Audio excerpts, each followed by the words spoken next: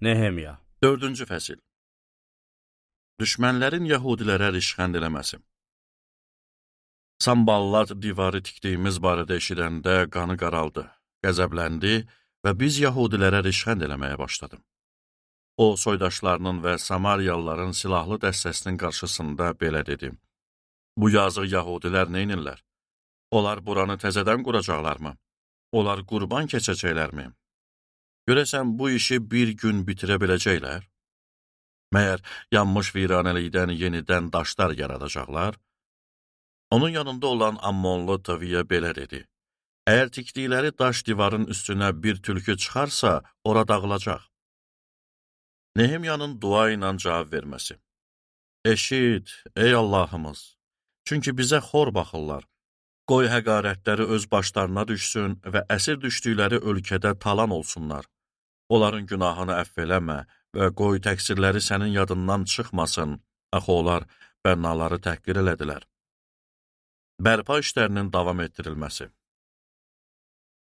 Biz divarın bərpasını davam elətdirdik və onun hər yeri hündürlüyünün yarısına qədər bitişdirildi.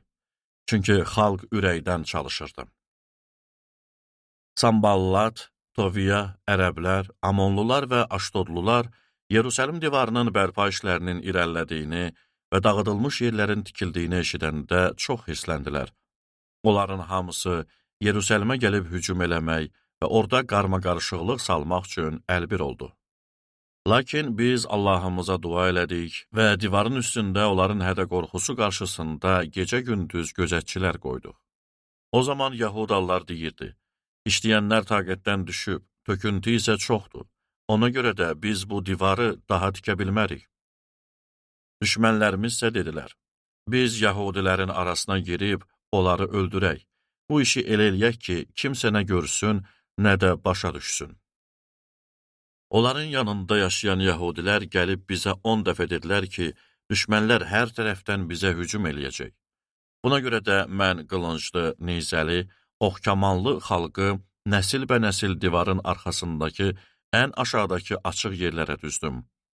Bu vəziyyəti görəndə mən qalxıb əyanlara, hökumət məmurlarına və xalqın qalan hissəsinə belə dedim: Onlardan qorxmayın, böyük və zəhimli Xudavəndi xatırlayın. Siz soydaşlarınız, oğullarınız, qızlarınız, arvadlarınız və evləriniz uğrunda vuruşacaqsınız. Düşmənlərimiz eşitdi ki, bu iş bizə məlum olub, çünki Allah onların niyyətini boşa çıxarmışdı. Buna görə hamımız işimizə, divarın tikintisinə qayıtdıq. O gündən sonra adamlarımın yarısı tikintidə çalışdı. Yarısı isə nizələri, qalxanları, oxkamanlarını tutub zireh geydi. Rəislər bütün divar tikən Yahuda xalqının arxasında keşik çəkirdi. Yük daşıyan fəhlələr bir əli ilə iş görür, o biri əli ilə silah tuturdu. Bənnaların da hər biri qılıncı belinə bağlayaraq divar tikirdi. Şeypurçu isə mənim yanımdaydı. Əyanlara, hökumət məmurlarına və xalqın qalan hissəsinə dedim: İşimiz çoxdur, tikinti sahəmiz genişdir. Biz divar üzərində olan ayrı-ayrı sahələrdə bir-birimizdən uzaqdayıq. Harada şeypur səsi eşitsəz, ora yanımıza toplanın. Allahımız bizim üçün vuruşacaq. Beləliklə işimizi gördük və xalqın yarısı dan söküləndən ulduzlar görünənə qədər nizə tutmuşdu.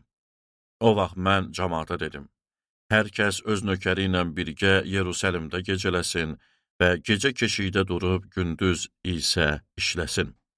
Nə mən, nə soydaşlarım, nə nökərlərim, nə də arxamda dayanan keşikçilər heç birimiz paltarlarımızı soyunmadıq. Su gətirəndə də silah əlimizdəydi.